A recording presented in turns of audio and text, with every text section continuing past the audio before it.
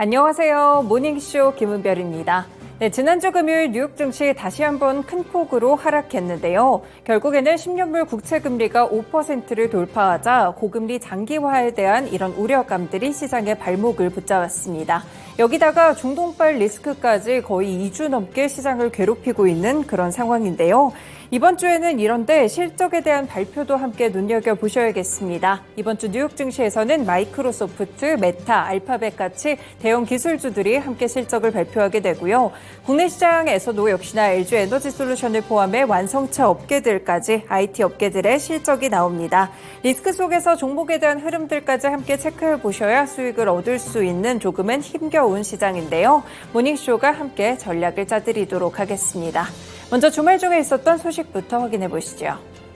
네, 첫 번째 소식은요. 지금 연준의 이런 발언들을 계속해서 눈여겨보셔야 될 것 같은데요. 일단 대표적으로 비둘기파로 꼽히고 있는 래피얼 보스틱 미국 애틀랜타 연은 총재가 현지 시간으로 20일 내년 중반까지는 기준금리 인하가 없을 것이라고 선을 그었습니다. 보스틱 총재는 이날 CNBC와의 인터뷰에서 시장이 너무 앞서가는 것은 위험하다라고 이야기했는데요. 그러면서 시장은 실제로 결과가 나오기도 전에 결과물을 얻었다고 예상하기 시작한다라면서 이 같은 멘트를 함께 남겼습니다.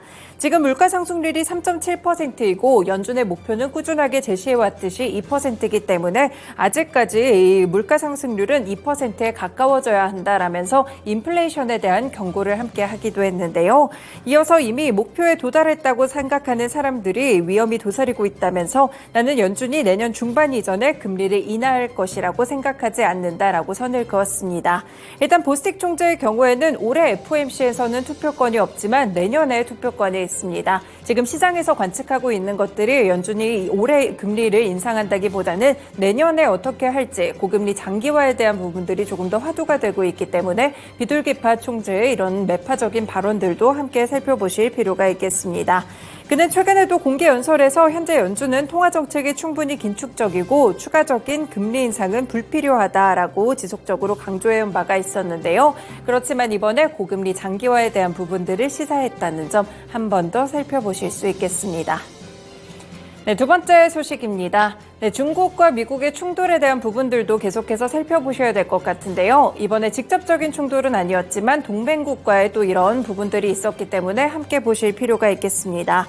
중국과 필리핀이 남중국해 영유권 문제로 현재 갈등을 빚고 있는데요. 이 필리핀이 중국의 물대포 공격이 발생한 남중국해 암초기지에 보급선을 보냈다는 보도입니다.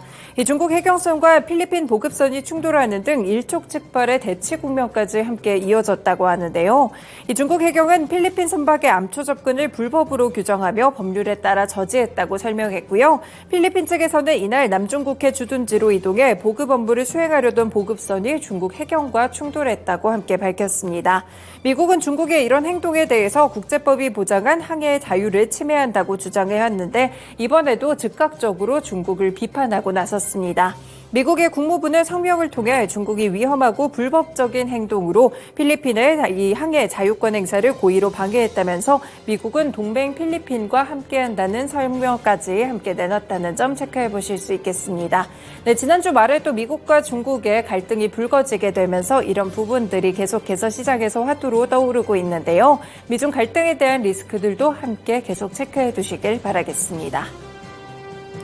네, 마지막 소식입니다. 국제 정세에 돌아가는 부분들도 살펴보셔야 될 것 같은데요. 로이드 오스틴 미국 국방부 장관은 현지 시간으로 22일 이스라엘과 하마스의 전쟁 격화 가능성을 우려하면서 대비에 만전을 기하겠다는 입장을 함께 확인했습니다. 오스틴 장관은 이날 디스위크에 출연해서 잠재적인 갈등 격화 가능성에 우려한다면서 사실상 우리는 영내 미군과 미국인에 대한 공격의 심각한 격화 가능성을 목도하고 있다라고 말했는데요. 그는 병력 추가 배치는 이번 갈등을 확대하고자 하는 모든 세력에 대한 또 다른 메시지라고 함께 밝혔습니다. 우리는 스스로를 방어하기 위한 권리를 지니고 있고 적절한 조치를 취하는 데는 주저하지 않을 것이라고 강조하기도 했었는데요.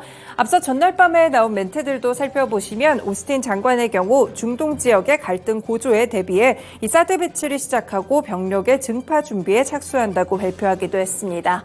네, 이렇게 국제정세에 좀 임박하게 돌아가고 있는 그런 상황인데요. 일단 이스라엘 측에서 지금 국제사회 만료에도 지상군의 투입이 임박했다는 소식들이 계속해서 좀 흘러나오고 있는 상황입니다. 전반적으로 시장에 대한 긴장감이 굉장히 높아지고 있는 상황인데요.